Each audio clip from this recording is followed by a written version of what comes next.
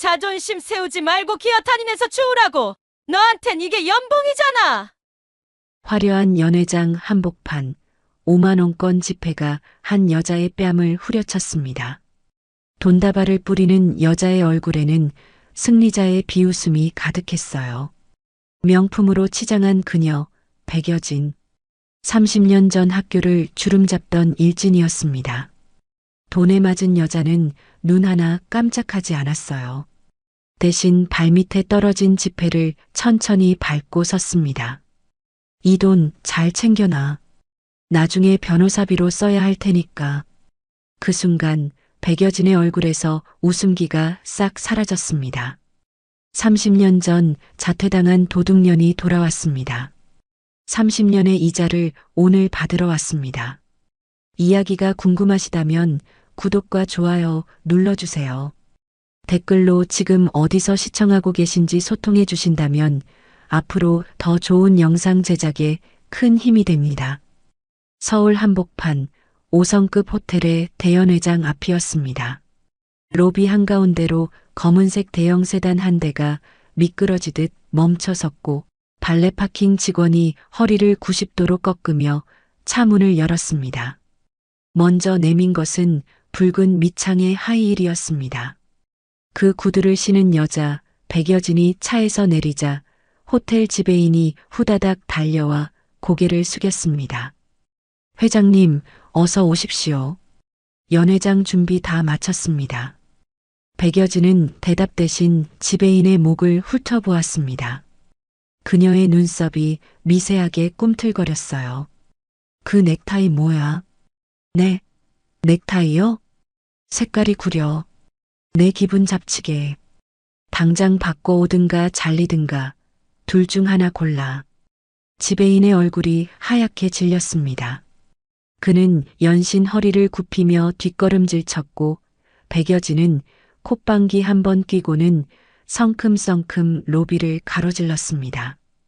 그녀의 뒤로 수행비서 김민수가 양손 가득 명품백을 들고 종종 걸음을 쳤어요. 연회장 안은 이미 화려한 드레스와 보석들로 가득 차 있었습니다.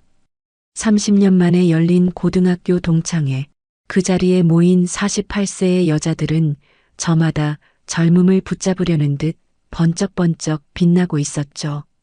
백여진이 들어서자 웅성거리던 목소리들이 일제히 멎었습니다. 어머, 여진아. 회장님 오셨다. 동창들이 우르르 몰려들었습니다. 누군가는 악수를 청했고 누군가는 어깨를 감싸 안으려 했어요. 백여진은 능숙하게 그 손길들을 흘려보내며 연회장 중앙으로 걸어갔습니다. 그녀가 멈춰선 곳은 뷔페 테이블 옆이었습니다. 백여진이 손가락을 튕기자 동창들이 슬금슬금 모여들었어요. 자, 다들 가방 좀 보여줘봐. 오랜만에 만났는데 뭘 들고 다니나 궁금하잖아. 웃음기 섞인 말이었지만 그 누구도 거절하지 못했습니다. 동창들은 하나둘 자신의 핸드백을 테이블 위에 올려놓았고 백여진은 마치 감정사라도 된 듯 가방들을 하나씩 집어들었습니다. 이건 뭐야? 정품 맞아? 박음질이 영 엉성한데. 어머, 이거 어급 짝퉁이네. 미영아, 남편 사업 망했니? 그래서 이런 거 들고 다녀? 미영이라 불린 동창의 얼굴이 시뻘겋게 달아올랐습니다. 하지만 그녀는 웃음으로 얼버무릴 수밖에 없었어요. 백여진의 비위를 건드렸다간 어떤 불이익이 돌아올지 모르는 일이었으니까요. 그때 백여진의 시선이 한쪽 구석에 서 있던 동창에게 향했습니다. 은주야, 너 얼굴이 왜 그래? 눈밑이 퉁퉁 부었네. 그게 요즘 잠을 못 자서. 잠 못 자서? 거짓말하지 마. 성형한 거지? 근데 망했네, 완전히. 누가 했어, 그거? 의사 이름 좀 알려줘. 내가 직접 전화해서 면허 뺏어야겠다. 주변에서 킥킥거리는 웃음이 새어나왔습니다. 은주는 고개를 푹 숙인 채 자리를 피했고 잠시 후 화장실 쪽에서 흐느끼는 소리가 희미하게 들려왔습니다. 하지만 아무도 그녀를 따라가지 않았어요. 백여진이 키릴로 대리석 바닥을 딱딱 두드리며 걷는 사이 뒤따르던 김민수 비서가 잠시 발을 헛디뎠습니다. 그의 손에 들린 에르메스 백이 살짝 기울었어요. 백여진이 뒤도 돌아보지 않고 구두굽으로 민수의 정강이를 걷어찼습니다. 똑바로 안 들어? 저게 얼마짜린 줄 알아? 낮고 차가운 속삭임이었습니다. 민수의 얼굴이 일그러졌지만 그는 이를 악물고 참았습니다. 바지 아래 정강이에 시퍼런 멍이 겹겹이 들어있다는 걸 이 자리에 누구도 몰랐어요. 민수의 주먹이 가늘게 떨렸습니다. 바로 그 순간이었습니다. 연회장 입구에 커다란 문이 열리며 찬바람이 훅 밀려들었어요. 화려한 드레스들 사이로 어울리지 않는 그림자 하나가 서 있었습니다. 낡은 회색 패딩, 보풀이 인 셔츠, 화장기라곤 눈을 씻고 찾아봐도 없는 맨 얼굴. 그 여자가 천천히 연회장 안으로 들어섰습니다. 신연자였습니다. 흥겹던 음악이 뚝 끊기고 연회장 전체에 묘한 정적이 흘렀습니다. 동창들이 고개를 돌려 수군거리기 시작했어요. 저거 신연자 아니야? 맞아, 신연자. 30년 만에 처음 보는 것 같은데. 신림동 고시촌에서 폐인됐다던데 아직도 거기 살아? 여기 밥 얻어먹으러 온 거 아니야? 저 꼴이 뭐야, 진짜. 비웃음 섞인 속삭임들이 사방에서 쏟아졌습니다. 하지만 신연자는 눈 하나 깜짝하지 않았어요. 그녀는 묵묵히 뷔페 테이블 쪽으로 걸어갔습니다. 연회장 한쪽 구석에 서 있던 홍정순이 그 모습을 보았습니다. 정순의 눈과 현자의 눈이 잠깐 마주쳤어요. 아주 짧은 순간 두 사람의 눈빛이 무언가를 주고받았습니다. 그건 30년 세월을 함께 버텨온 사람들만이 나눌 수 있는 말없는 신호 같은 것이었죠. 백여진이 그 광경을 놓칠 리 없었습니다. 그녀는 하이에나가 먹잇감을 발견한 듯 입꼬리를 올리며 현자에게 다가갔어요. 어머, 이게 웬 냄새야? 백여진이 코를 싸주며 과장되게 말했습니다. 현자야, 여기 뷔페 남은 거 싸가려고 왔니? 비닐봉지 가져왔어? 내가 하나 줄까? 주변에서 웃음이 터졌습니다. 하지만 신연자는 미동도 없이 뷔페 테이블로 가서 접시를 집어들었어요. 밥은 먹고 하자. 네가 쏘는 거라며. 현자가 태연하게 내뱉은 말에 백여진의 눈썹이 실룩거렸습니다. 이 여자 뻔뻔한 건 30년 전이나 지금이나 똑같군요. 뻔뻔한 건 여전하네. 백여진이 목소리를 높였습니다. 연회장 전체가 들으라는 듯이요. 30년 전에 내 지갑에 손 뗄 때랑 똑같아. 다들 기억나? 얘가 고2 때 내 지갑 훔쳤잖아. 도둑년이야, 도둑년. 그 말이 떨어지자 동창들 사이에서 웅성거림이 더 커졌습니다. 어떤 이는 대놓고 현자를 손가락질했고 어떤 이는 고개를 절레절레 흔들었어요. 하지만 신연자는 접시 위에 음식을 담으며 담담하게 대답했습니다. 그래, 너는 그렇게 기억하겠지. 그녀의 눈빛이 잠깐 백여진을 스쳤습니다. 그 눈 속에 담긴 것은 분노도 수치심도 아니었어요. 마치 먼 곳을 바라보는 것 같은 서늘하고 깊은 무엇이었습니다. 백여진은 그 눈빛에 왠지 모를 불쾌함을 느꼈습니다. 얘가 왜 저리 의연한 거지? 뭔가 이상했어요. 하지만 이내 백여진은 코웃음을 쳤습니다. 저깝게 뭘 할 수 있겠어? 30년 전이나 지금이나 찌질한 건 마찬가지야. 연회장의 공기가 팽팽하게 당겨지고 있었습니다. 30년 묵은 원한이 막 터지려는 참이었어요. 연회장의 공기가 점점 더 무거워지고 있었습니다. 백여진은 현자의 태연한 모습이 영 거슬렸어요. 적고를 하고 와서 어떻게 저리 당당할 수가 있지? 그때 마침 웨이터 한 명이 레드와인 잔을 쟁반에 올려 지나가고 있었습니다. 백여진의 눈이 번뜩였어요. 그녀는 능청스럽게 한 발 옆으로 비켜서며 웨이터의 팔을 툭 쳤습니다. 웨이터가 비틀거렸고 백여진은 그 틈에 와인 잔을 낚아챘습니다. 그리고는 마치 실수인 양손을 헛디디며 와인을 현자의 가슴팍에 쏟아부었어요. 붉은 와인이 회색 패딩 위로 번져나갔습니다. 마치 피가 퍼지는 것처럼요. 어머 어머. 백여진이 손으로 입을 가리며 과장된 놀라움을 연기했습니다. 미안해서 어쩌니? 내가 손이 미끄러웠네. 근데 옷이 너무 걸레 같아서 걸레인 줄 알고 쏟은 것 같기도 하고. 킥킥거리는 웃음이 여기저기서 터져 나왔습니다. 동창들은 저마다 숨을 삼키면서도 아무도 나서지 않았어요. 오히려 몇몇은 슬그머니 핸드폰을 꺼내 들었습니다. 이 광경을 찍어두려는 거였죠. 홍정순이 현자에게 달려가려 했습니다. 하지만 옆에 있던 동창 두어 명이 정순의 팔을 슬쩍 잡아 끌었어요. 야, 가만 있어. 괜히 불똥 튀어. 그러게. 저건 쟤들 일이야. 정수는 이를 악물었지만 발이 떨어지지 않았습니다. 현자의 눈이 잠깐 정순을 향했어요. 괜찮다는 듯, 걱정 말라는 듯 그 눈빛이 말없이 전하고 있었습니다. 백여진 곁에 붙어있던 측근 동창이 허둥지둥 물티슈를 꺼내 달려왔습니다. 여진아, 손에 와인 묻었어. 내가 닦아줄게. 됐어. 백여진이 물티슈를 받아 손가락 하나하나를 닦아내며 현자를 바라보았습니다. 그녀의 입꼬리가 비틀어져 올라갔어요. 야, 신현자.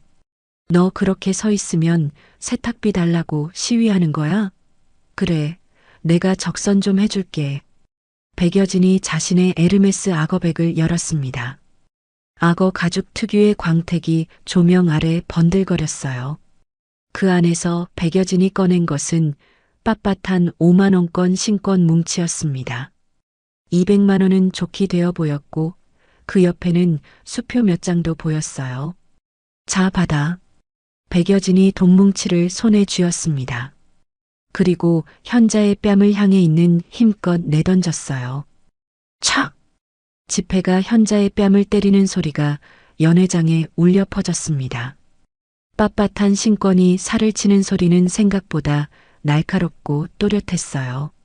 5만원권 지폐들이 꽃잎처럼, 아니 눈발처럼 현자의 얼굴 주위로 흩날렸습니다. 주워. 백여진이 바닥을 손가락으로 가리켰습니다. 자존심 세우지 말고 기어다니면서 주우라고. 너한텐 이게 연봉이잖아. 아니, 연봉보다 많을걸? 고마워해야 되는 거 아니야? 연회장이 쥐 죽은 듯 고요해졌습니다. 아무도 숨을 쉬지 않는 것 같았어요. 오직 핸드폰 카메라의 셔터 소리만이 간간히 들려왔습니다. 바닥에 흩어진 지폐들 위로 신현자가 서 있었습니다. 그녀는 돈을 줍지 않았어요. 대신 자신의 얼굴에 맞고 발밑에 떨어진 5만원권을 발로 밟고 섰습니다. 천천히 그러나 단단하게요. 그리고 손등으로 뺨에 튄 와인 자국을 닦아내며 백여진을 바라보았습니다. 그 눈빛이었습니다. 분노도 아니었고 수치심도 아니었어요. 차갑고 서늘한 마치 죄인을 내려다보는 제사장 같은 눈빛이었습니다. 백여진이 자신도 모르게 반발 뒤로 물러섰어요. 왜인지 모르게 등골이 서늘해졌습니다. 왜 그렇게 봐? 백여진의 목소리가 살짝 떨렸습니다. 하지만 이내 허세를 부리며 턱을 치켜들었어요. 뭘 봐? 돈 안 주어? 네 평생 못 벌 돈이야, 그거. 신현자가 천천히 백여진에게 다가갔습니다. 한 발, 두 발. 그리고 백여진의 귀에 입을 가까이 대고 낮은 목소리로 속삭였어요. 이 돈 잘 챙겨놔. 뭐? 나중에 변호사비로 써야 할 테니까. 그리고 돈 냄새가 너무 역하다, 여진아. 백여진의 얼굴이 굳었습니다. 변호사비, 이 여자가 지금 뭐라고 한 거지? 하지만 신현자는 더 이상 아무 말도 하지 않았습니다. 그녀는 뒤도 돌아보지 않고 연회장을 빠져나갔어요. 와인에 젖은 회색 패딩 뒷모습이 문 밖으로 사라질 때까지 백여진은 그 자리에 얼어붙어 있었습니다. 저 전현이. 백여진이 뒤늦게 악을 썼습니다. 감히 나한테 그따위 소리를 해? 저거 잡아. 누가 전현 좀 잡으라고. 하지만 아무도 움직이지 않았어요. 동창들은 서로의 눈치만 살피고 있었습니다. 그리고 또 다른 풍경이 펼쳐졌습니다. 바닥에 흩어진 5만 원권 지폐들. 누군가 먼저 허리를 굽히자 너도 나도 달려들었어요. 이거 내가 먼저 봤어. 야, 나. 이건 내 거야. 48세의 동창들이 바닥을 기어다니며 돈을 줍는 모습은 그야말로 아수라장이었습니다. 서로 밀치고 빼앗고 주머니에 쑤셔 넣느라 정신이 없었어요. 조금 전까지 명품 가방을 자랑하던 사람들이었습니다. 백여진은 그 광경을 멍하니 바라보다가 발을 굴렀습니다. 야, 다들 미쳤어? 그만 죽지 못해. 하지만 아무도 귀를 기울이지 않았어요. 돈 앞에서 체면 따위는 휴지 조각보다 못했으니까요. 연회장 한 구석, 홍정수는 그 모습을 핸드폰으로 조용히 촬영하고 있었습니다. 백여진이 현자에게 돈을 던지는 장면부터 동창들이 바닥을 기어다니며 돈을 줍는 장면까지 그녀의 손은 떨리지 않았어요. 그리고 정순만 알고 있었습니다. 이 영상이 이미 라이브로 송출되고 있다는 것을요. 인터넷 어딘가에서 수천 명의 사람들이 이 장면을 실시간으로 지켜보고 있었습니다. 30년 전 1,000원짜리 한 장을 흙탕물에 던졌던 여자. 오늘은 200만 원을 뺨에 던졌습니다. 숫자는 커졌지만 그 마음은 조금도 변하지 않았어요. 하지만 이번에는 달랐습니다. 30년 전에는 아무도 보지 않았지만 오늘은 온 세상이 지켜보고 있었으니까요. 호텔방, 밤 공기 속으로 걸어 나온 신현자의 입가에 희미한 미소가 스쳤습니다. 차갑지만 어딘가 쓸쓸한 미소였어요. 30년이야, 여진아. 30년이자 이제 받으러 왔다. 그녀의 낮은 독백이 밤바람에 흩어졌습니다. 검은색 대형 세단 한 대가 현자 앞에 조용히 멈춰 섰어요. 1995년 서울의 어느 여자고등학교였습니다. 교실 창가에 앉아 문제집을 풀던 소녀가 있었어요. 교복 소매는 닳아서 실밥이 풀려 있었고 운동화는 빨아도 때가 빠지지 않는 것이었습니다. 신현자 18살의 그녀였어요. 같은 교실 반대편에서는 전혀 다른 풍경이 펼쳐지고 있었습니다. 백여진이 친구들에 둘러싸여 워크맨으로 음악을 듣고 있었어요. 귀에는 번쩍이는 귀걸이가, 손목에는 금색 시계가 빛났습니다. 그녀가 걸친 떡볶이 코트는 그 시절 여고생들의 로망이었죠. 야, 여진아. 그 코트 어디서 샀어? 아빠가 압구정에서 사줬어. 120만 원짜리야. 헐, 대박. 깔깔거리는 웃음소리가 교실에 울려 퍼졌습니다. 현자는 고개를 숙인 채 문제집에만 집중했어요. 저 웃음소리가 들리지 않는 척했습니다. 점심시간이 되었습니다. 도시락을 싸올 형편이 안 됐던 현자는 슬그머니 교실을 빠져나왔어요. 그녀가 향한 곳은 운동장 한쪽 수도가였습니다. 현자는 차가운 물을 손으로 받아 벌컥벌컥 마셨어요. 물로 배를 채우는 거였죠. 야, 저것 봐. 어느새 다가온 여진 패거리가 킥킥거렸습니다. 신현자 저거 물로 밥 먹는다. 뱃속에서 개구리 헤엄치겠네. 어휴, 냄새나. 가난뱅이 냄새. 현자의 손이 멈췄습니다. 수돗물이 손가락 사이로 흘러내렸어요. 하지만 그녀는 뒤돌아보지 않았습니다. 대신 물을 한 모금 더 마시고 자리를 떴어요. 유일한 탈출구는 공부뿐이었습니다. 현자는 매일 밤 도서관에 남아 자습을 했어요. 다들 집에 간 텅 빈 열람실에서 문제집을 풀고 또 풀었습니다.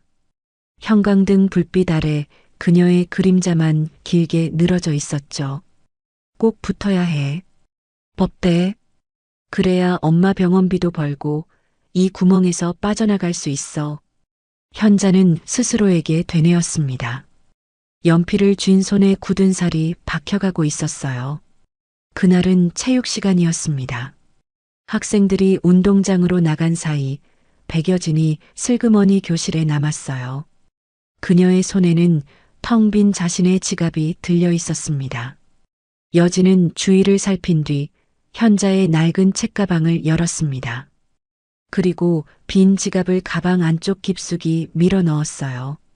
입꼬리가 비틀어져 올라갔습니다.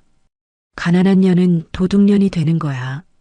체육 시간이 끝난 뒤였습니다. 여진이 교실에서 소리를 질렀어요. 내 지갑 없어. 누가 훔쳐갔어. 난리가 났습니다.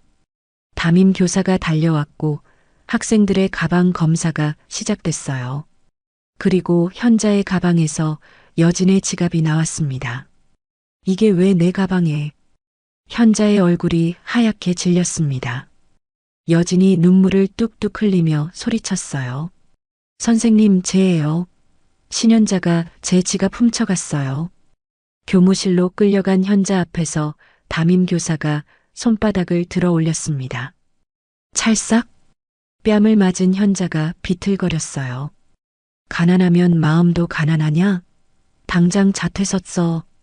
교사의 호주머니에서 하얀 봉투가 삐죽 튀어나와 있었습니다. 백여진 아버지가 건넨 촌지 봉투였어요. 교무실 밖 복도에서 다른 반 여학생 하나가 문틈으로 그 광경을 지켜보고 있었습니다. 그녀는 체육 시간에 여진이 현자 가방을 뒤지는 걸 봤어요. 선생님, 저기. 소녀가 손을 들려는 순간 뒤에서 여진 패거리의 눈빛이 날아왔습니다. 싸늘한 경고의 눈빛이었어요. 소녀는 입을 다물었습니다. 들어 올리던 손이 힘없이 내려갔어요. 비가 내리고 있었습니다. 자퇴서를 품에 안은 현자가 운동장에 서 있었어요. 교복이 비에 젖어 무겁게 늘어졌습니다. 그녀는 울고 있었습니다. 소리 없이 어깨만 들썩이며요. 그때 우산을 든 백여진이 다가왔습니다. 야, 신현자. 현자가 고개를 들었어요. 여진이 지갑에서 1,000원짜리 지폐 한 장을 꺼내 현자 앞에 던졌습니다. 지폐가 빗물에 젖은 흙탕물 위에 떨어졌어요. 이걸로 껌이나 사 씹어. 그리고 꺼져. 다시는 내 앞에 나타나지 마. 여진이 돌아섰습니다. 우산 위로 떨어지는 빗소리가 점점 멀어져 갔어요. 현자는 흙탕물 속에 떨어진 1,000원을 내려다보았습니다. 더러운 물에 젖어 구겨진 지폐. 그녀는 천천히 허리를 굽혀 그 돈을 집어들었어요. 손이 부들부들 떨렸습니다. 반드시. 현자가 중얼거렸습니다. 빗물인지 눈물인지 모를 것이 뺨을 타고 흘러내렸어요. 내가 너보다 더 높은 곳에 서겠다. 법으로. 반드시 널 짓밟아 주겠다. 젖은 1,000원을 꽉 쥔 손에서 피가 날 것 같았습니다. 그날 밤 현자는 집에 돌아왔어요. 단칸방 한쪽에 병든 어머니가 누워 있었습니다. 어머니가 희미한 눈을 떠 딸을 바라보았어요. 현자야, 왜 이렇게 일찍 왔어? 학교는? 현자는 대답하지 못했습니다. 어머니에게 자퇴당했다고, 도둑으로 몰렸다고 차마 말할 수가 없었어요. 대신 젖은 교복을 입은 채로 어머니 곁에 앉았습니다. 그냥 일찍 끝났어요. 엄마, 약은 드셨어요? 걱정 마라. 엄마는 괜찮아. 어머니의 마른 손이 현자의 손을 잡았습니다. 그 순간 현자의 눈에서 눈물이 주르륵 흘러내렸어요. 하지만 그녀는 고개를 돌려 어머니가 보지 못하게 했습니다. 그날 이후 신현자는 검정고시를 받습니다. 그리고 법대에 갔어요. 사법시험에 합격하고 검사가 됐습니다. 30년이라는 세월 동안 오직 이를 악물고 올라왔어요. 흙탕물에 젖은 1,000원의 기억을 가슴에 품은 채로요. 2025년 검은색 세단 안. 눈을 뜬 신현자가 창밖을 바라보았습니다. 손안에는 아무것도 없었지만 30년 전 그 1,000원짜리의 감촉이 여전히 손바닥에 남아있는 것 같았어요. 부장님 괜찮으십니까?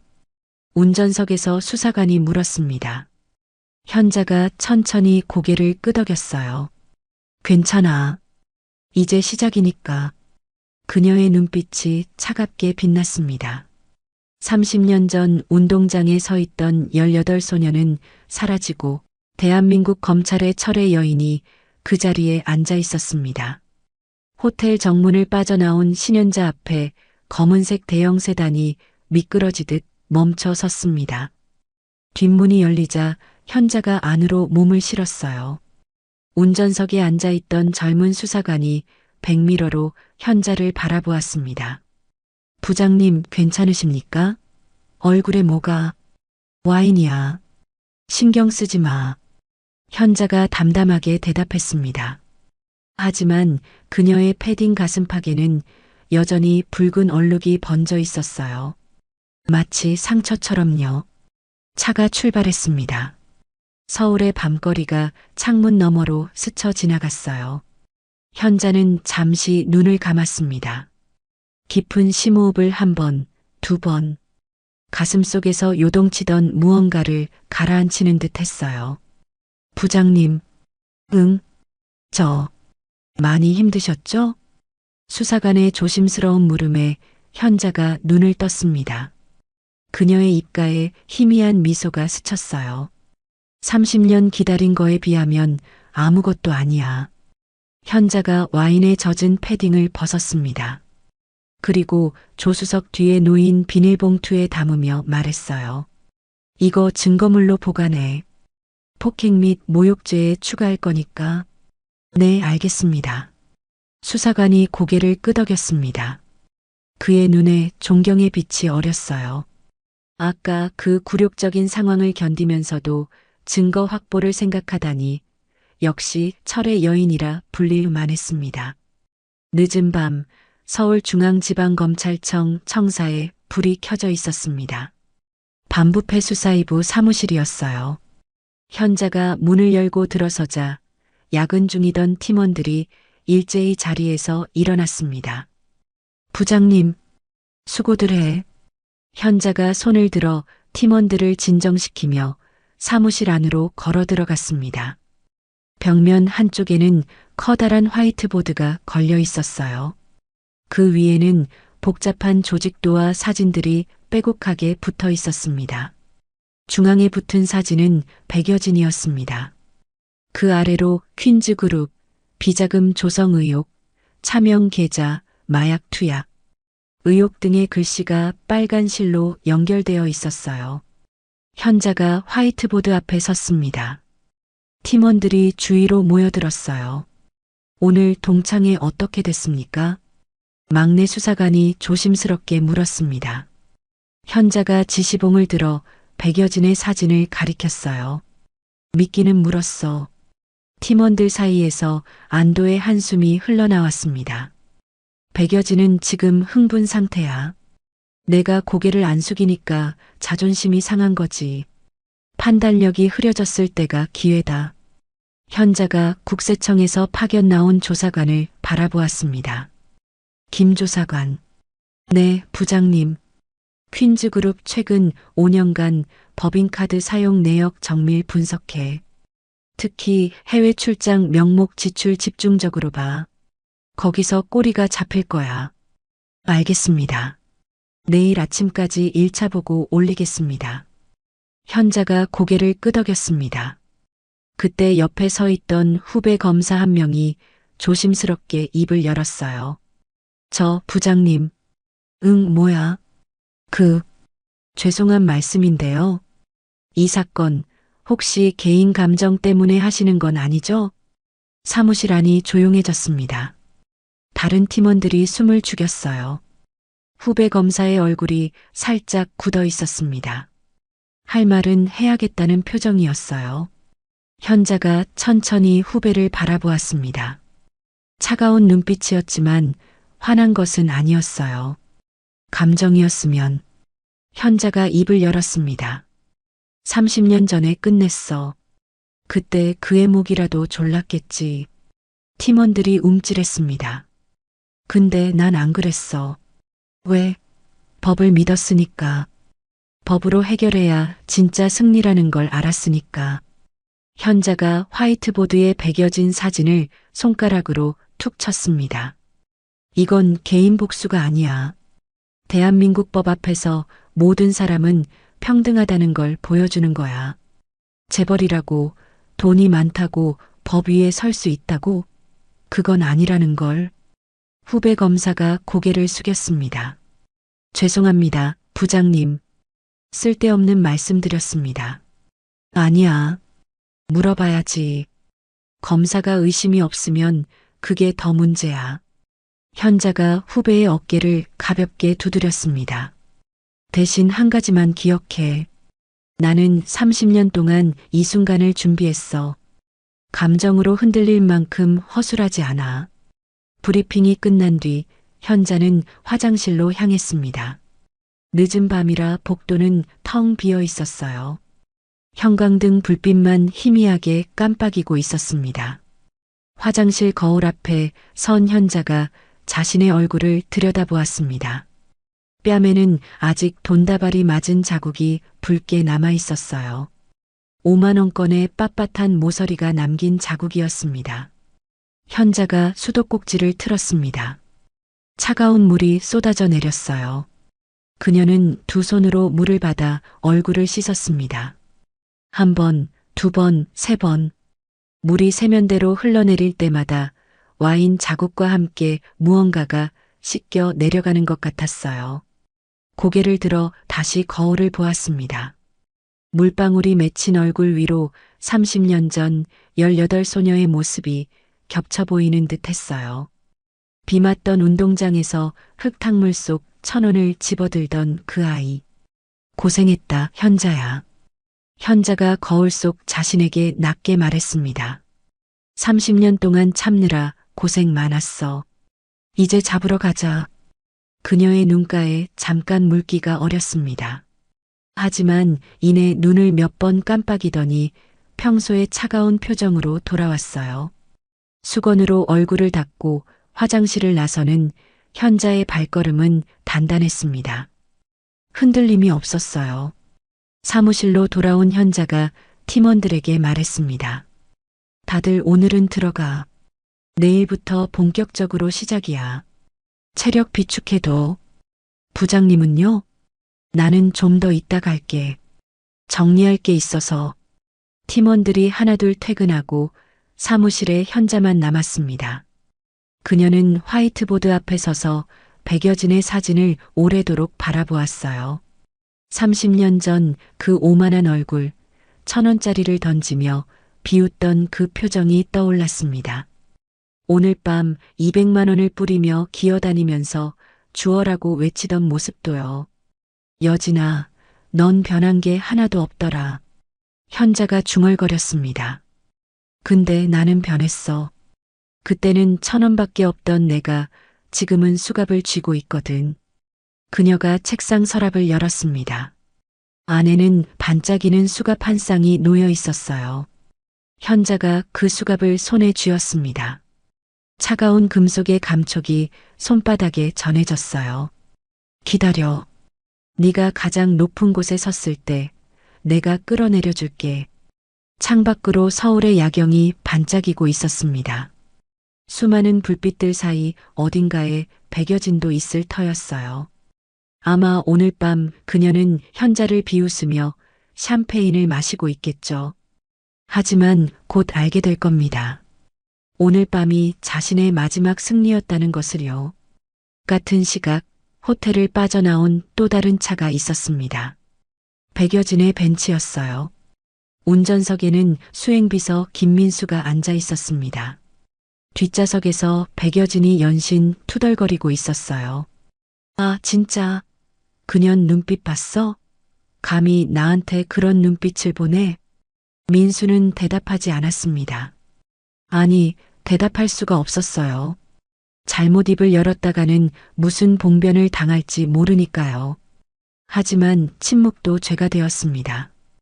퍽! 백여진의 명품 핸드백이 민수의 뒤통수를 가격했어요. 야, 말을 해. 너 귀 없어? 죄송합니다, 회장님. 아까 그년이 나한테 대들 때 네가 뭘 했어? 눈이라도 찔렀어야지. 아니, 와인 더 뿌렸어야지. 넌 뭐하는 비서야? 퍽! 퍽! 핸드백이 계속해서 민수의 머리를 때렸습니다. 그 안에 들어있던 화장품 케이스며 휴대폰이며 딱딱한 것들이 두개골에 부딪혔어요. 민수는 이를 악물고 운전대를 잡았습니다. 회장님, 지금 운전 중입니다.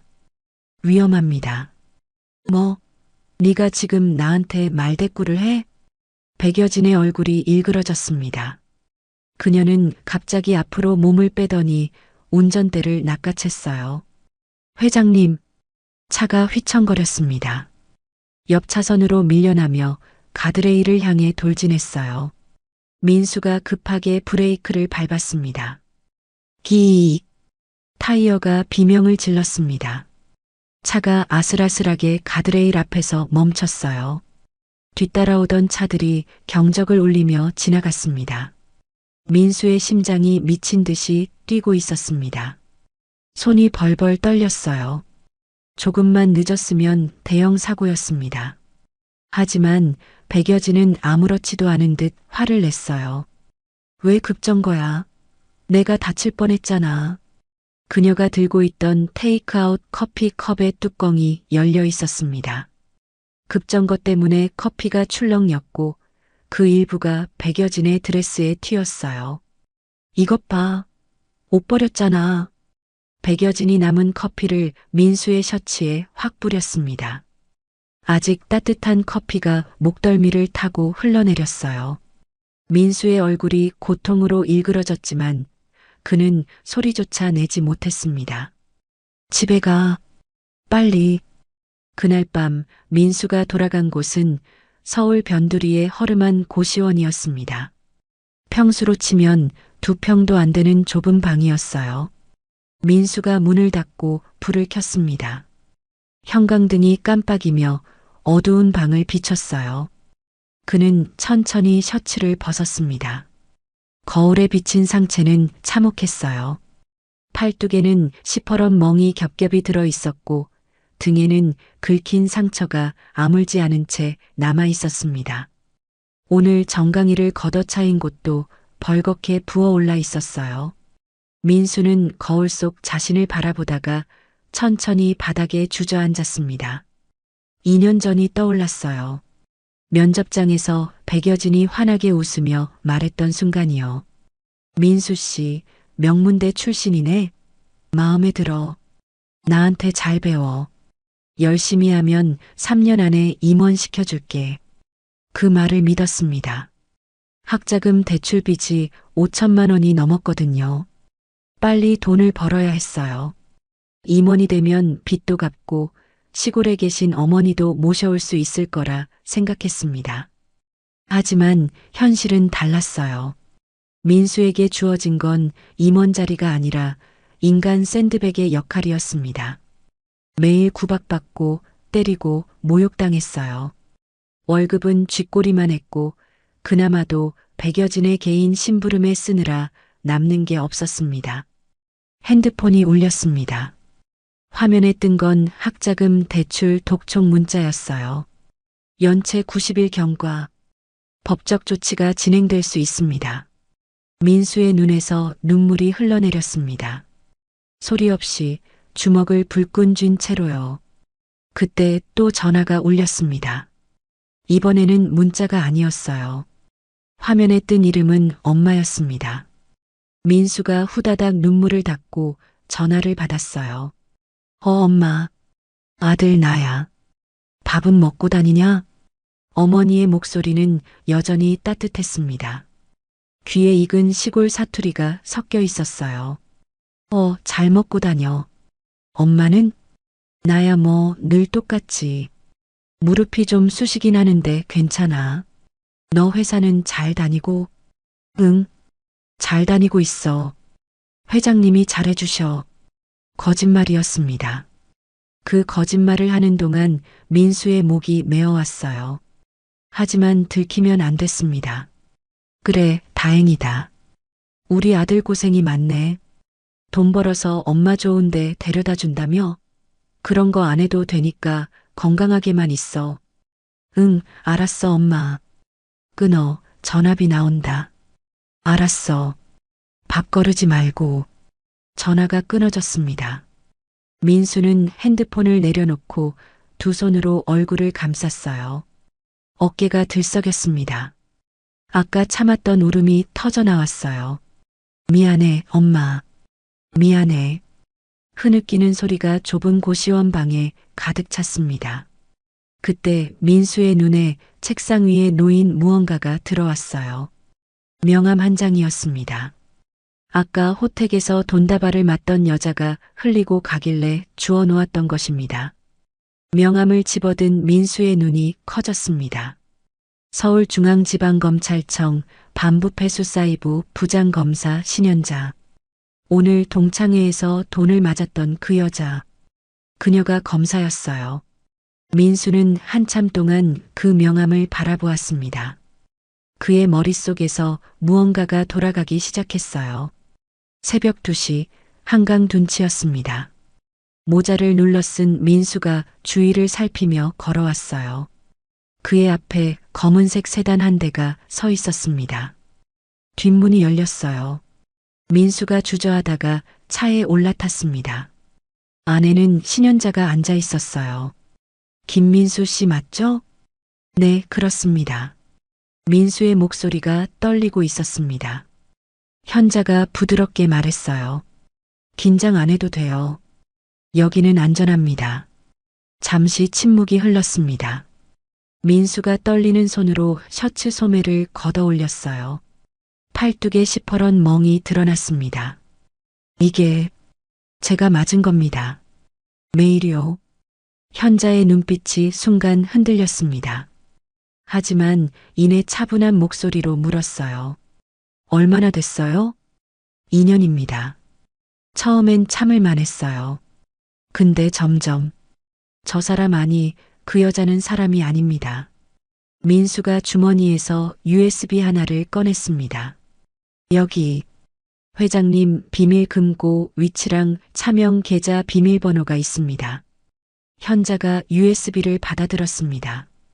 그리고 민수가 잠시 망설이더니 말을 이었어요. 마약하시는 영상도 있습니다.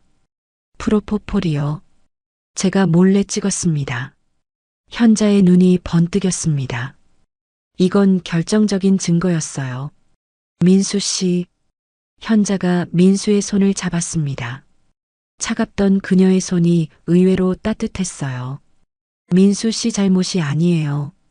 이건 노동이 아니라 고문이었습니다. 민수의 눈에 눈물이 고였습니다. 제가 겁쟁이라서 2년이나. 아니에요. 누구나 그럴 수 있습니다. 그것만으로도 대단한 겁니다. 현자가 민수의 어깨를 가볍게 두드렸습니다. 제가 끝내드릴게요. 그리고 민수 씨 신변 보호 조치도 할게요. 걱정 마세요. 민수가 고개를 숙인 채 눈물을 훔쳤습니다. 2년 동안 누구에게도 하지 못했던 말, 누구도 들어주지 않았던 고통을 처음으로 인정받은 순간이었어요.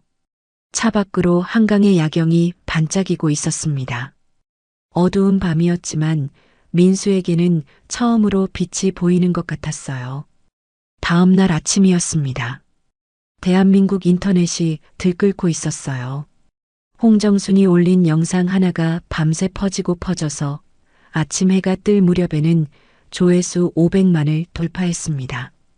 영상 제목은 이랬어요. 재벌 회장의 돈 싸대기 실시간으로 봤습니다. 영상 속에는 백여진이 신현자의 얼굴에 돈다발을 던지는 장면이 고스란히 담겨 있었습니다.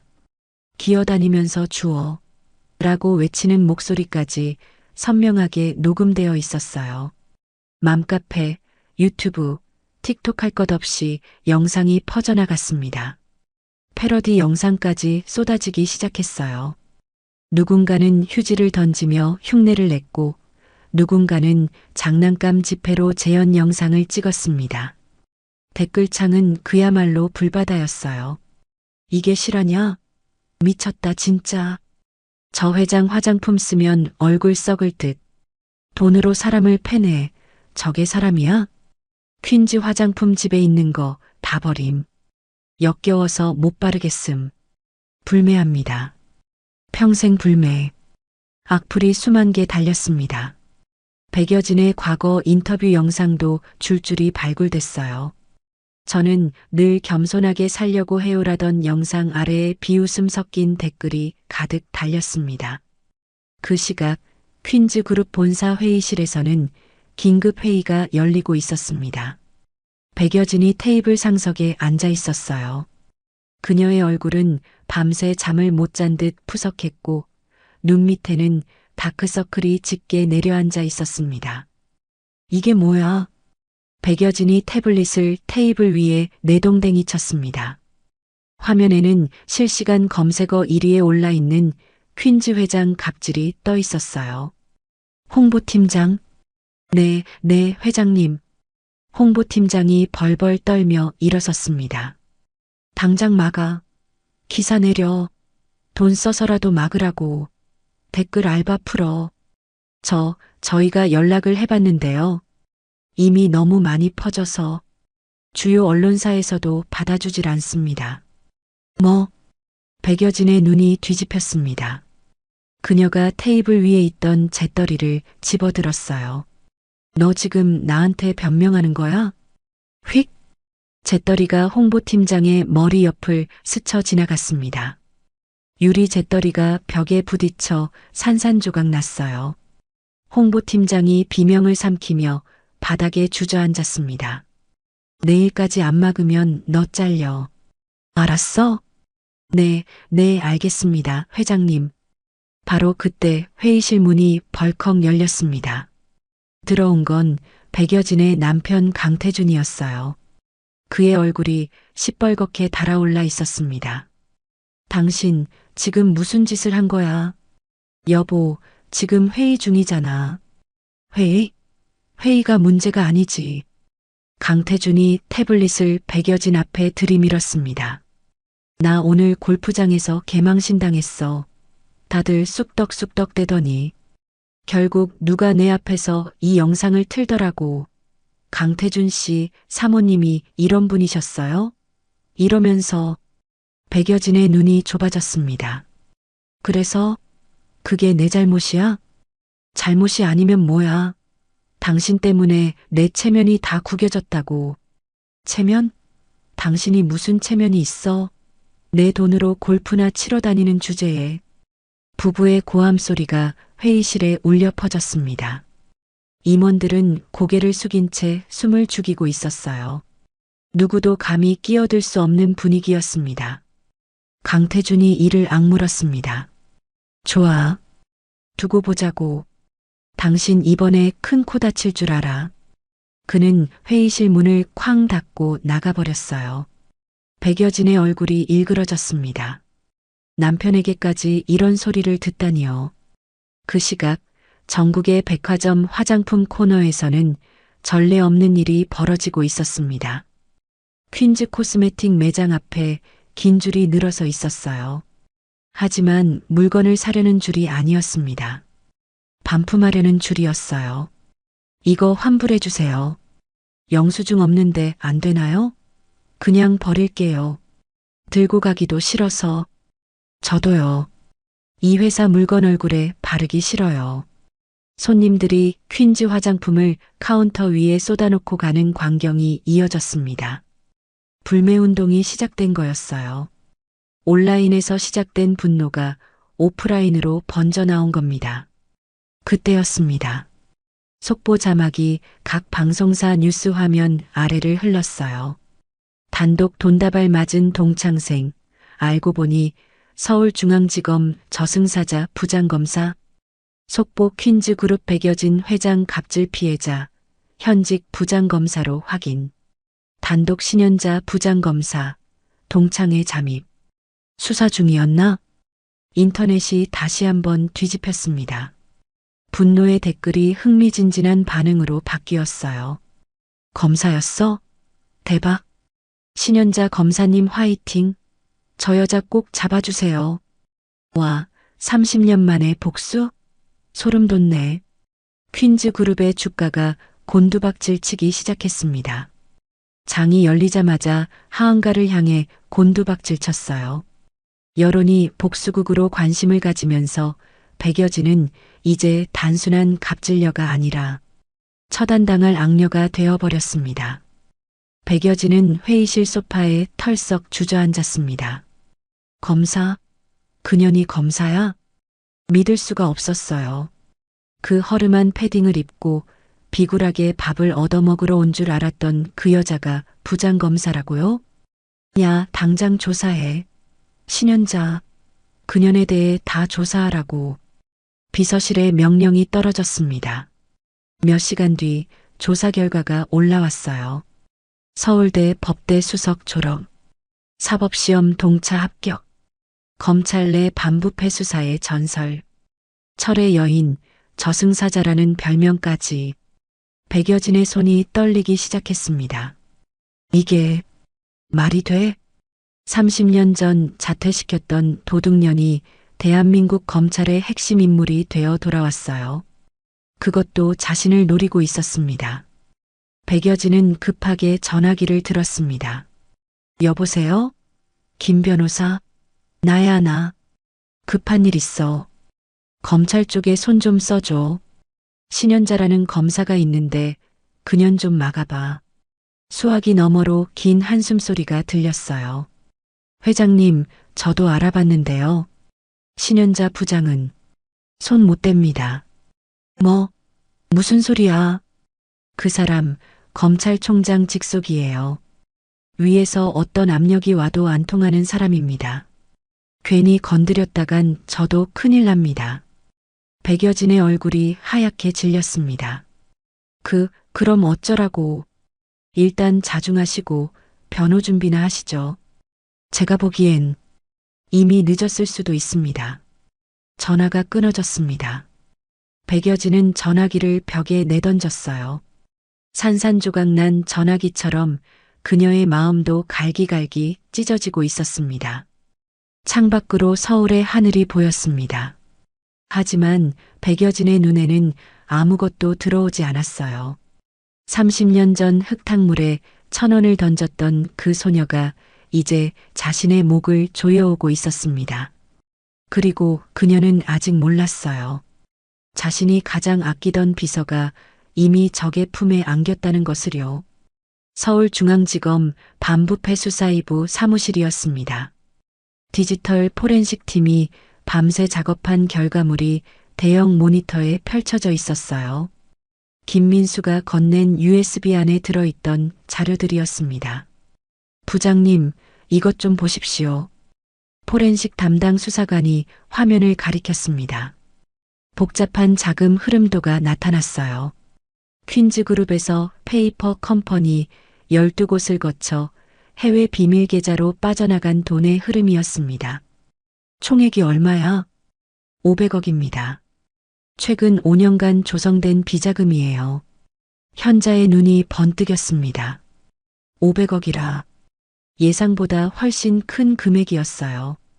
차명 계좌 명의자는 백여진 회장의 운전기사, 가사도우미, 심지어 돌아가신 시어머니 명의까지 있습니다. 사망자 명의 계좌를 아직도 운용하고 있었어요. 전형적인 수법이네. 현자가 고개를 끄덕였습니다. 재벌들이 흔히 쓰는 방법이었어요. 하지만 증거만 확보되면 빠져나갈 구멍은 없었습니다. 그리고 부장님, 이게 있습니다. 수사관이 다른 파일을 열었습니다. 영상이었어요. 화면 속에는 호화로운 VIP 룸이 보였습니다. 백여진이 소파에 비스듬히 누워 있었어요. 그녀의 팔에는 주사 바늘이 꽂혀 있었고 옆에는 프로포폴 앰플이 놓여 있었습니다. 아, 좋다. 이게 천국이야. 영상 속 백여진이 횡설수설했습니다. 내가 누군지 알아? 내가 대한민국 왕이야. 왕? 검찰이고 뭐고 내 앞에선 다 개미 새끼들이야. 내 돈이면 뭐든 할 수 있어. 현자의 얼굴이 굳어졌습니다. 마약 투약 현장을 고스란히 담은 영상이었어요. 김민수가 목숨을 걸고 찍어낸 증거였습니다. 이 정도면 끝입니다. 막내 수사관이 흥분한 목소리로 말했어요. 부장님, 이 정도 증거면 당장 체포해도 되지 않습니까? 현자가 고개를 저었습니다. 아직이야. 네, 아직이요? 증거가 충분한 것과 완벽한 건 달라. 저 여자가 돈으로 못할 짓이 없어. 변호사 10명 붙여서 증거 무력화시키고 언론 플레이하고 기소 무효화 시도할 거야. 현자가 화이트보드를 바라보았습니다. 완벽해야 해. 손톱만큼의 빈틈도 없이 조여야 저 여자 목을 칠 수 있어. 막내 수사관이 고개를 숙였습니다. 부장의 말이 옳았어요. 재벌 수사는 늘 그랬습니다. 99%로는 부족했어요. 100%가 되어야 비로소 시작이었습니다. 그때 현자의 핸드폰이 울렸습니다. 화면에 뜬 이름은 정순이었어요. 정순아. 야, 신현자. 너 조심해. 정순의 목소리가 급했습니다. 왜? 무슨 일이야? 백여진이 너 뒷조사한대. 내 과거부터 현재까지 다 털고 있다더라. 약점 잡으려고 혈안이래. 현자의 눈이 가늘어졌습니다. 그래. 고마워, 알려줘서. 야, 너 괜찮은 거야? 그년 무슨 짓을 할지 몰라. 걱정 마. 나 약점 없어. 30년 동안 이 순간만을 위해 살았는데 꼬투리 잡힐 짓을 했겠어? 전화를 끄는 현자의 입가에 쓴웃음이 번졌습니다. 뒷조사를 하든 말든 나올 건 없었어요. 연애 한 번 제대로 못하고 친구 하나 없이 오직 일만 하며 살아왔으니까요. 바로 그 순간 사무실 문이 벌컥 열렸습니다. 신변 보호 담당 수사관이 급하게 뛰어들어왔어요. 부장님, 김민수 씨한테 문제가 생겼습니다. 현자가 벌떡 일어났습니다. 무슨 일이야? 김민수 씨 어머니께서 입원해 계신 시골 병원에 협박 전화가 왔답니다. 아들이 무슨 짓을 했는지 알고 있다. 가만두지 않겠다. 이런 내용이었대요. 현자의 얼굴이 굳어졌습니다. 백여진이 움직이기 시작한 거였어요. 민수 씨 지금 어디 있어? 안전가옥에 있는데 많이 불안해하고 있습니다. 현자가 외투를 집어들었습니다. 내가 직접 가볼게. 어머니 병원에는 경찰 보내고 24시간 경비 붙여. 알겠습니다. 안전가옥에 도착한 현자가 방문을 열었습니다. 민수가 구석에 웅크리고 앉아 있었어요. 그의 얼굴은 창백했고 손이 부들부들 떨리고 있었습니다. 민수 씨, 부장님, 어머니한테까지 손을 대다니. 민수의 눈에서 눈물이 흘러내렸습니다. 제가 괜히 나섰나 봐요. 어머니한테 무슨 일이라도 생기면 저는. 민수 씨, 현자가 민수 앞에 무릎을 꿇고 앉았습니다. 그리고 그의 떨리는 손을 두 손으로 감싸 쥐었어요. 어머니는 제가 지킬게요. 약속합니다. 아무 일도 안 생겨요. 정말요? 네. 지금 경찰이 가고 있어요. 24시간 지킬 겁니다. 그리고 이 사건 끝나면 어머니 서울 좋은 병원으로 모시게 해드릴게요. 민수가 현자의 손을 꽉 잡았습니다. 그 손에서 온기가 전해져 왔어요. 감사합니다, 부장님. 정말 감사합니다. 검찰청으로 돌아온 현자가 검사장실 문을 두드렸습니다. 들어와. 현자가 안으로 들어섰습니다. 검사장이 서류를 내려놓고 현자를 바라보았어요. 신 부장, 무슨 일인가? 영장 청구하러 왔습니다. 현자가 서류 뭉치를 검사장 앞에 내려놓았습니다. 백여진 긴급 체포 및 퀸즈그룹 본사 압수수색 영장입니다. 검사장이 서류를 훑어보았습니다. 눈썹이 올라갔어요. 혐의가 7가지나 되네. 네. 특정경제범죄 가중처벌법 위반, 횡령, 배임, 조세포탈, 마약류 관리에 관한 법률 위반, 폭행, 모욕. 전부 증거 확보했습니다. 검사장이 잠시 현자를 바라보았습니다. 그의 눈에 복잡한 감정이 스쳤어요. 신 부장, 이거 개인 감정 아닌 거 맞지?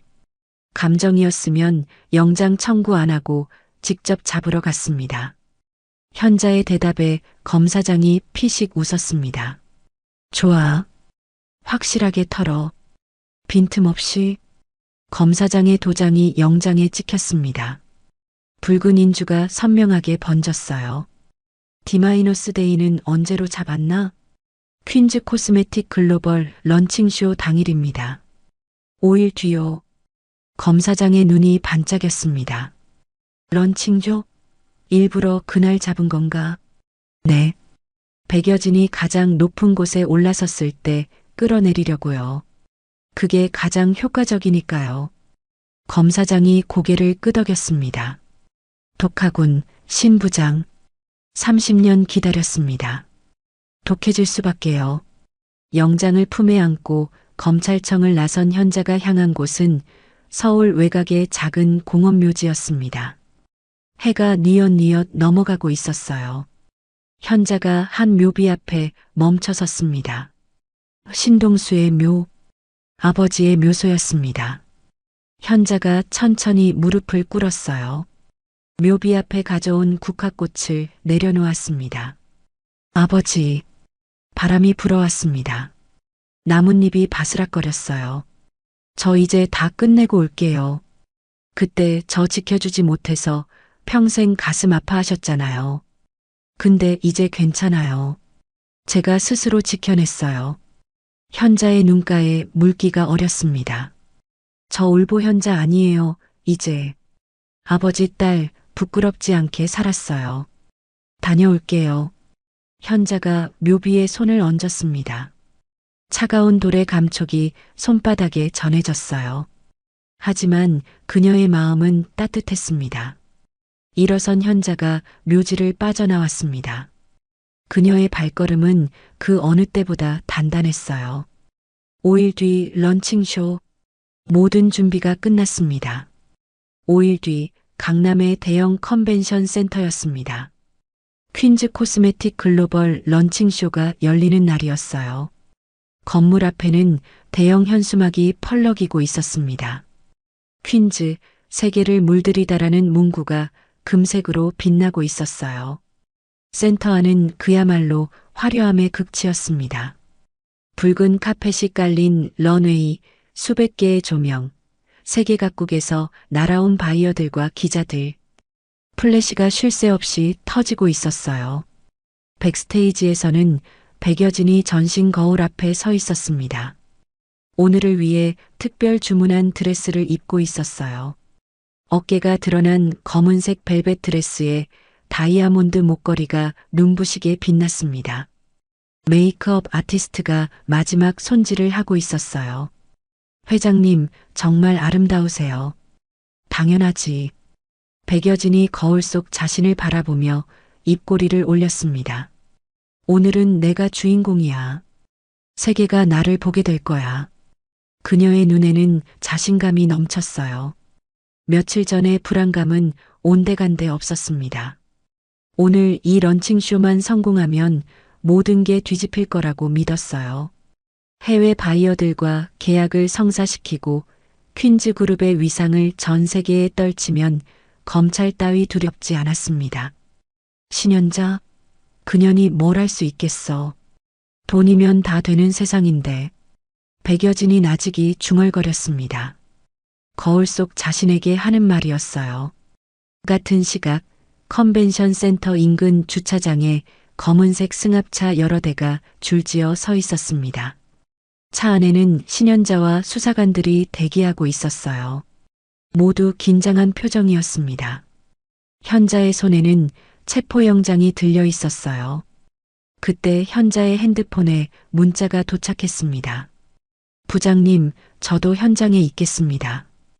끝까지 지켜보고 싶습니다. 마이너스 김민수. 현자의 입가에 희미한 미소가 번졌습니다. 2년 동안 두들겨 맞으면서도 버텼던 청년이었어요. 오늘이 그에게도 해방의 날이 될 터였습니다. 현자가 단문을 보냈습니다. 알았어요. 무리하지 말고요. 무전기에서 신호가 왔어요. 부장님, 쇼 시작됐습니다. 피날레까지 약 40분 남았습니다. 알았어. 피날레 직전에 진입한다. 모두 대기. 컨벤션 센터 안에서는 런칭쇼가 한창이었습니다. 모델들이 런웨이를 걸으며 퀸즈 코스메틱의 신제품을 선보이고 있었어요. 화려한 조명 아래 그들의 얼굴이 빛났습니다. 해외 바이어들이 연신 고개를 끄덕이며 메모를 했어요. 원더풀, 뷰티풀, 감탄사가 여기저기서 터져나왔습니다. 쇼는 대성공이었어요. 백스테이지에서 백여진이 모니터로 그 장면을 지켜보고 있었습니다. 그녀의 입가에 승리의 미소가 번졌어요. 그래, 이거야. 이게 나야. 드디어 피날레 시간이 다가왔습니다. 사회자가 마이크를 들었어요.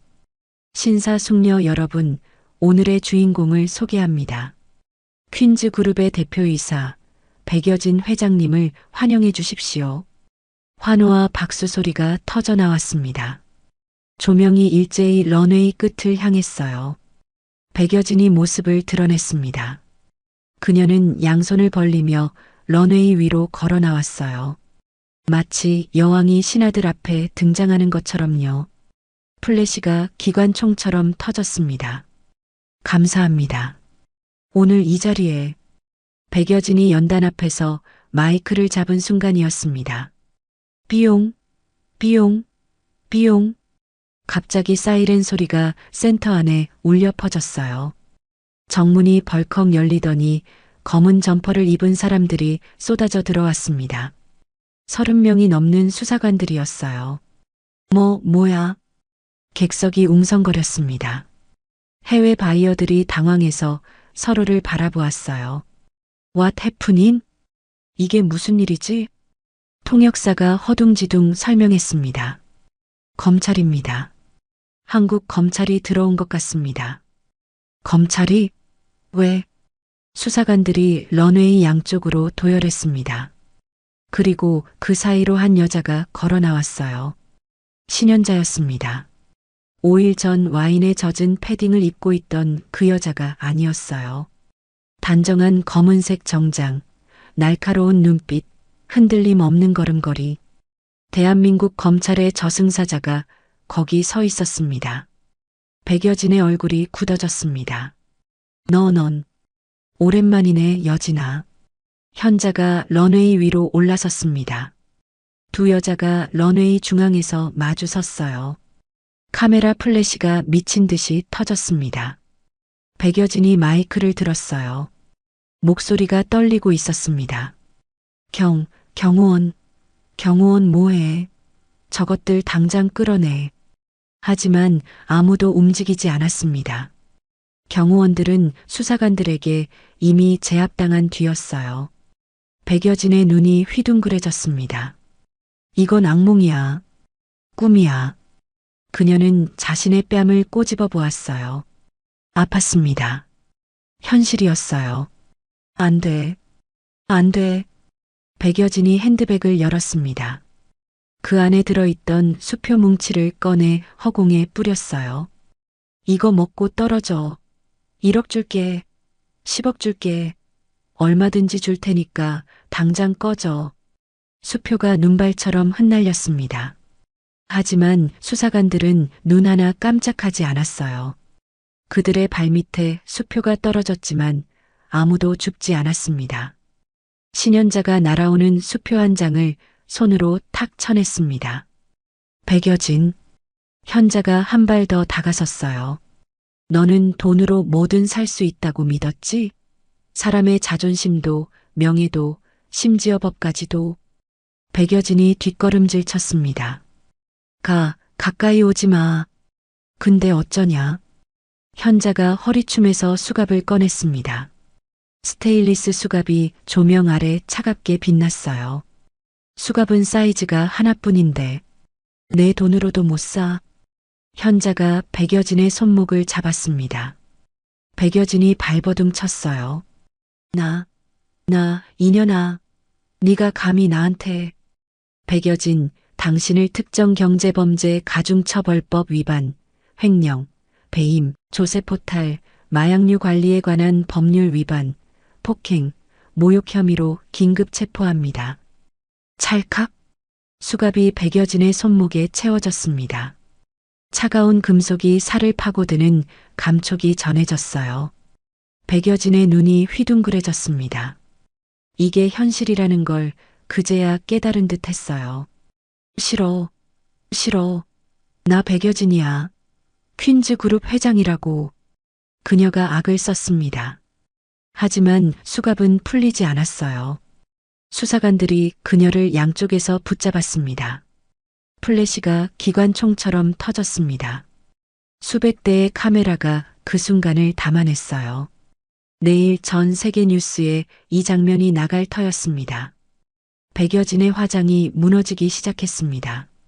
눈물과 콧물이 범벅이 되어 얼굴을 타고 흘러내렸어요. 아까까지 여왕처럼 빛나던 얼굴은 온데간데 없었습니다. 으악! 비명 같은 울음소리가 런웨이에 울려 퍼졌습니다. 해외 바이어들이 경악한 표정으로 그 장면을 바라보았어요. 현자는 백여진이 끌려가는 모습을 묵묵히 지켜보았습니다. 30년 전 비오던 운동장에서 1,000원짜리를 던지며 비웃던 그 얼굴. 5일 전 200만 원을 뿌리며 기어다니라고 외치던 그 입.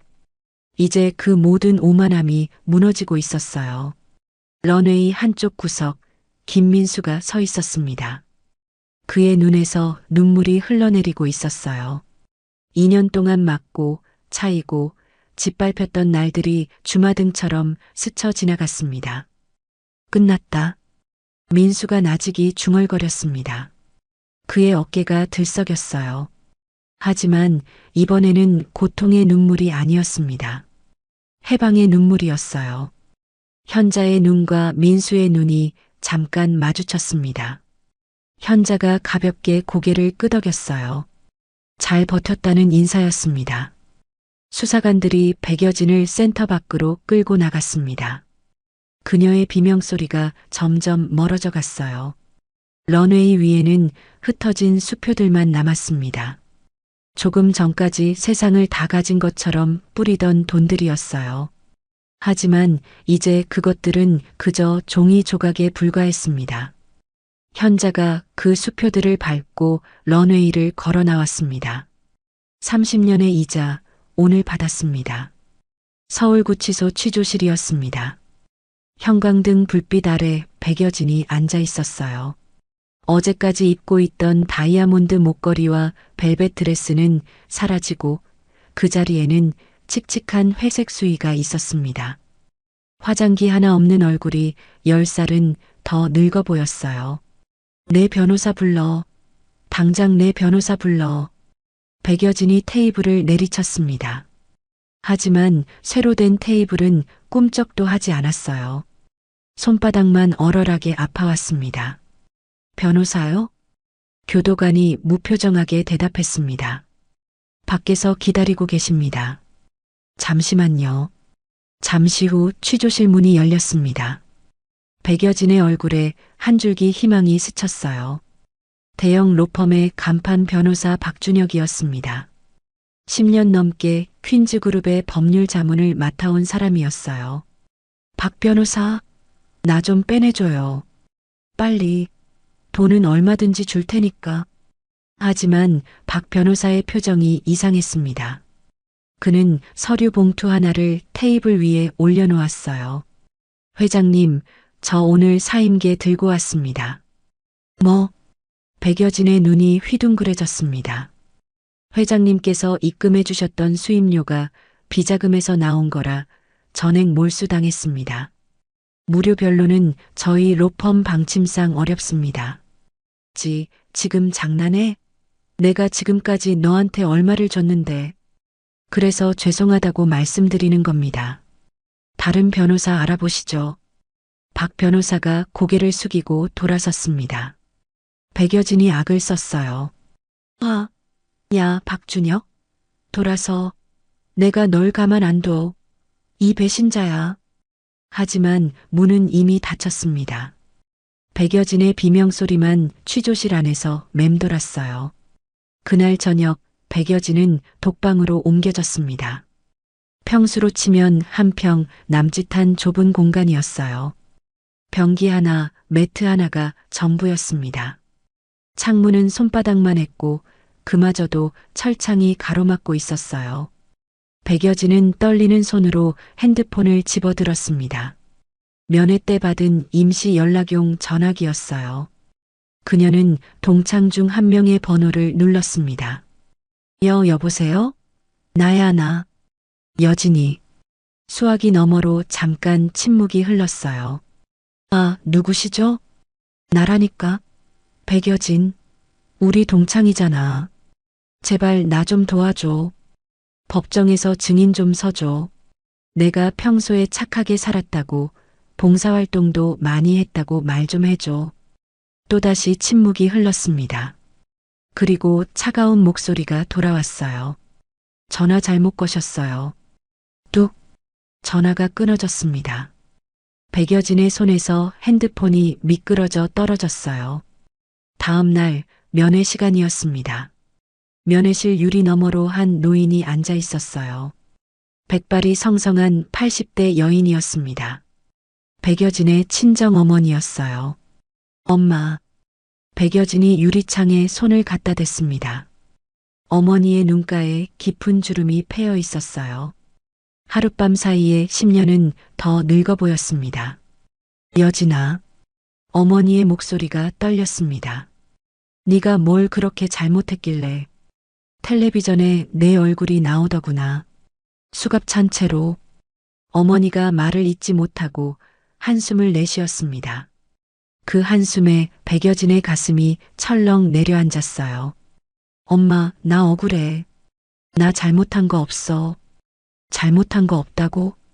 어머니의 눈빛이 흔들렸습니다. 동네 사람들이 뭐라는지 알아? 쪽팔려서 밖에 못 나가겠다.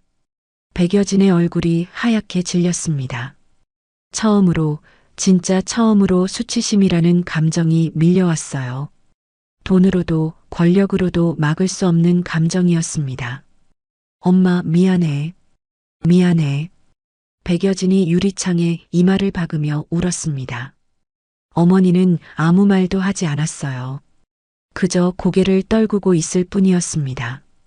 오후가 되자 또 다른 면회객이 왔습니다. 남편 강태준이었어요.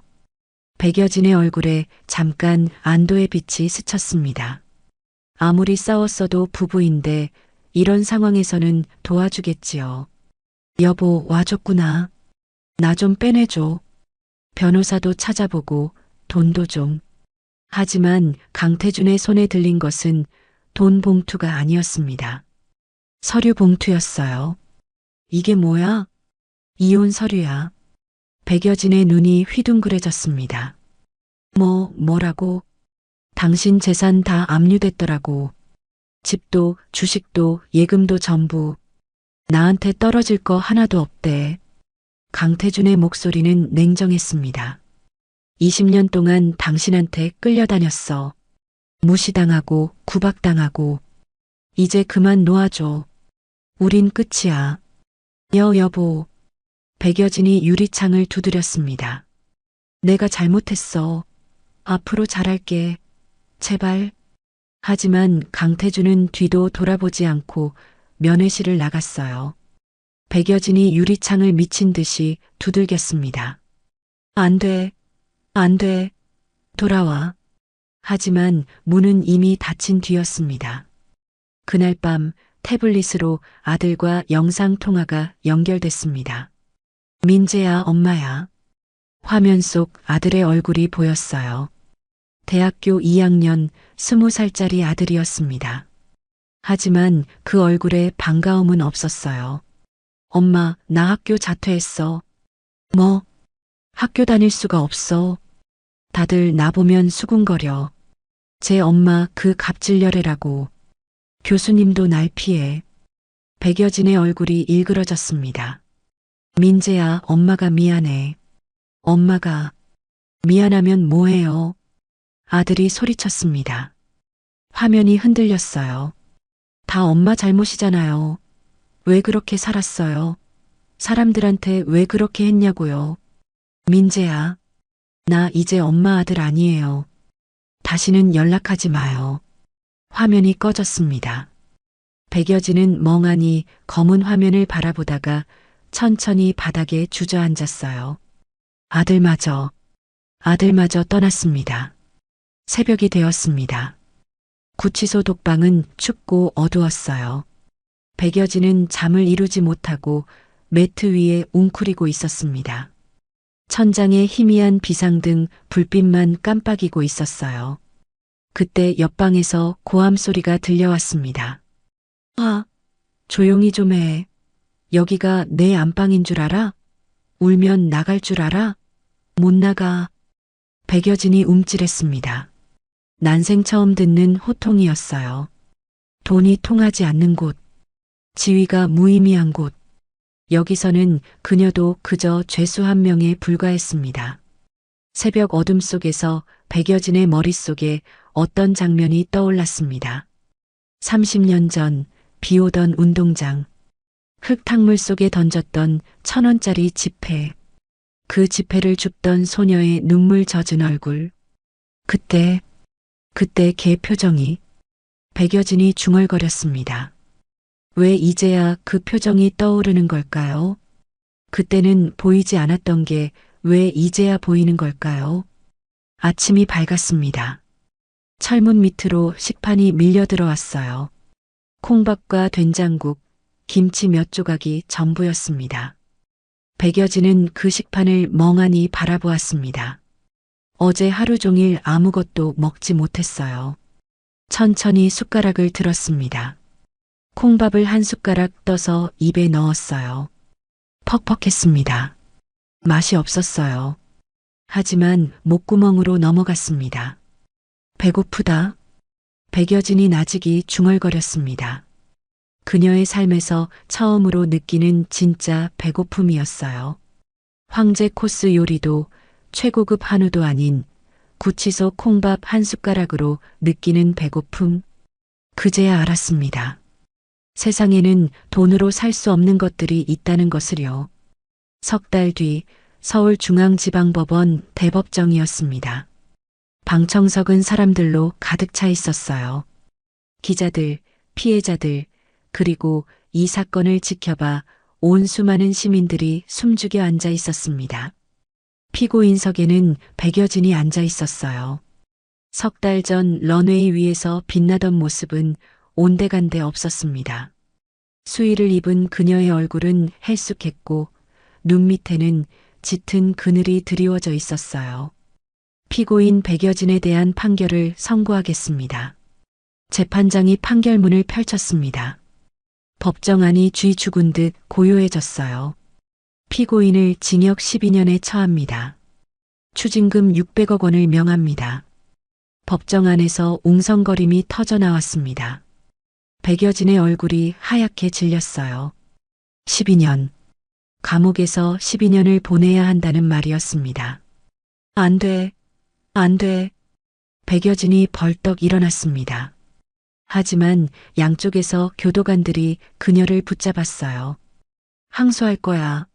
이건 부당해.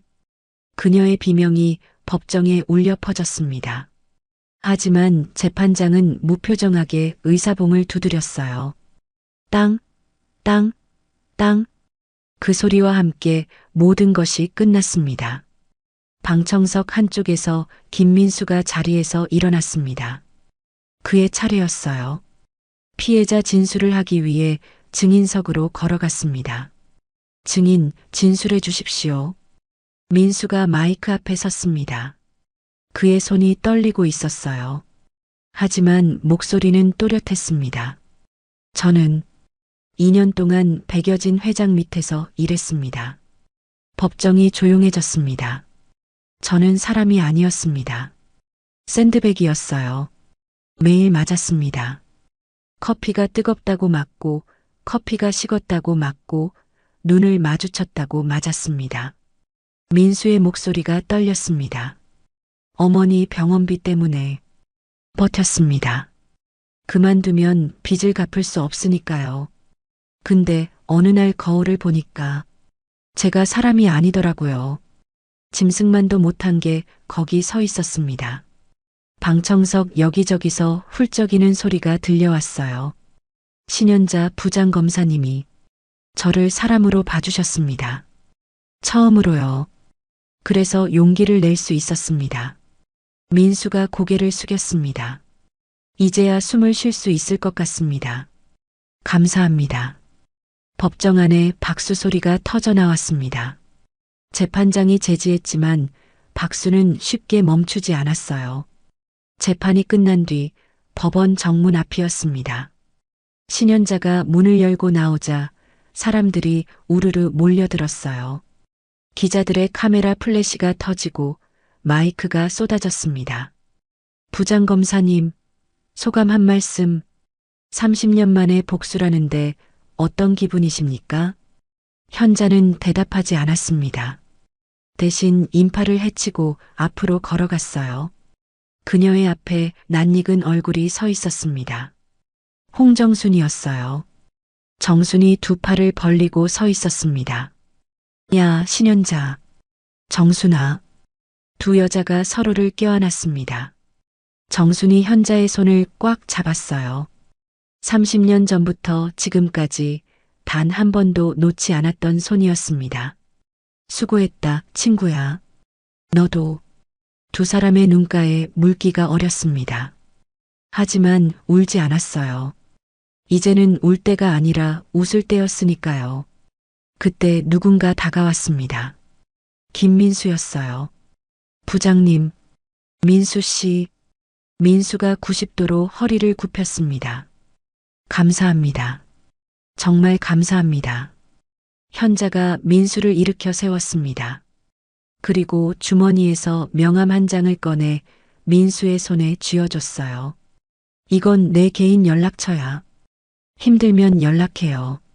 부장님, 이젠 내가 선배니까. 법조계 선배.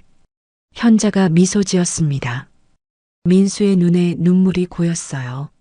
한 달 뒤 민수는 공익제보자 상을 받았습니다.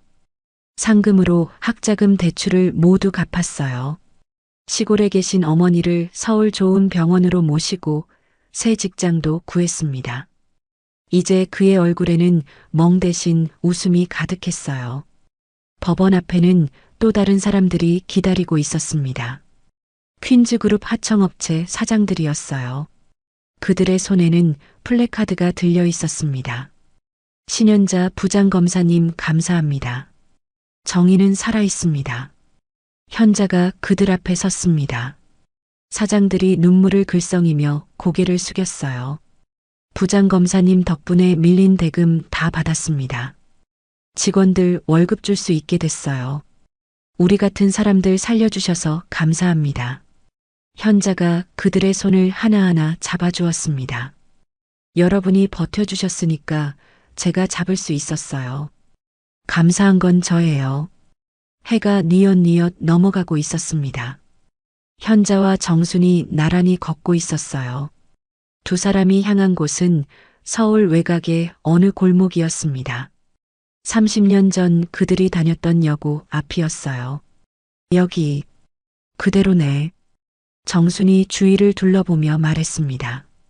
학교 담장은 낡았지만 여전했고 문방구 자리에는 편의점이 들어서 있었어요. 그리고 그 옆에 30년 전 그 분식집이 아직 있었습니다. 두 사람이 분식집 문을 열고 들어갔어요. 김이 모락모락 나는 떡볶이 냄새가 코끝을 간지렸습니다. 어서 오세요. 주방에서 60대 여자 사장님이 고개를 내밀었어요. 그녀가 현자와 정순을 번갈아 보더니 눈을 동그랗게 떴습니다. 어머, 너희들. 학생 때 자주 오던 애들 아니야? 현자가 미소 지었습니다. 네, 맞아요. 사장님 기억하세요? 아이고, 얼굴이 그대로네. 근데 그때는 맨날 창밖에서 구경만 하고 안 들어오더니 현자의 눈가가 촉촉해졌어요. 네. 그때는 돈이 없어서요. 사장님이 안쓰러운 표정을 지었습니다. 아이고, 그랬구나. 오늘은 내가 서비스 많이 줄게. 앉아. 두 사람이 테이블에 마주 앉았습니다. 잠시 후 떡볶이와 순대, 튀김이 테이블 위에 놓였어요. 김이 모락모락 피어올랐습니다. 현자가 젓가락을 들었습니다. 그리고 떡볶이를 한 입 집어 입에 넣었어요. 매콤하고 달콤한 맛이 입안 가득 퍼졌습니다. 30년 전에는 냄새만 맡을 수 있었던 그 맛이었어요. 어때? 정순이 물었습니다. 맛있어. 현자의 눈에서 눈물이 한 방울 흘러내렸어요. 하지만 입가에는 미소가 번져 있었습니다. 야, 신현자. 이제 좀 살 것 같냐? 정순이 물었습니다. 현자가 국물을 한 숟가락 떠 마시며 대답했어요. 이제야 소화가 된다. 30년 묵은 체증이 아주 시원하게. 정순이 주머니를 뒤적거렸습니다. 그리고 구겨진 1,000원짜리 한 장을 꺼내 테이블 위에 탁 올려놓았어요. 야, 이거 내가 쏜다. 30년 이자까지 해서. 현자가 그 1,000원짜리를 바라보다가 픽 웃음을 터뜨렸습니다. 정순도 따라 웃었어요. 두 사람의 웃음소리가 작은 분식집 안에 가득 찼습니다. 같은 시각 서울구치소 독방이었습니다. 백여진이 차가운 바닥에 웅크리고 앉아 있었어요. 그녀의 눈앞 시멘트 바닥 위로 개미 한 마리가 기어가고 있었습니다. 빵 부스러기를 물고 열심히 어딘가로 향하는 개미였어요. 백여진은 그 개미를 멍하니 바라보았습니다. 문득 30년 전이 떠올랐어요. 운동장에서 던진 1,000원. 흙탕물 속에서 그 돈을 줍던 소녀. 나도 저랬었나. 백여진이 나직이 중얼거렸습니다. 기어다니며 돈을 줍게 했던 건 자신이었는데 이제는 자신이 이 좁은 방에서 개미를 바라보며 앉아 있었어요. 창밖으로 해가 지고 있었습니다. 붉은 노을이 철창 사이로 스며들었어요. 분식집에서는 현자와 정순이 환하게 웃고 있었고 구치소에서는 백여진이 어둠 속에서 웅크리고 있었습니다. 30년의 이자는 그렇게 갚아졌습니다. 오늘 이야기를 끝까지 들어주셔서 감사합니다. 영상 보시고 느끼신 감정, 댓글로 함께 나눠주세요. 여러분의 한마디가 누군가에겐 큰 위로가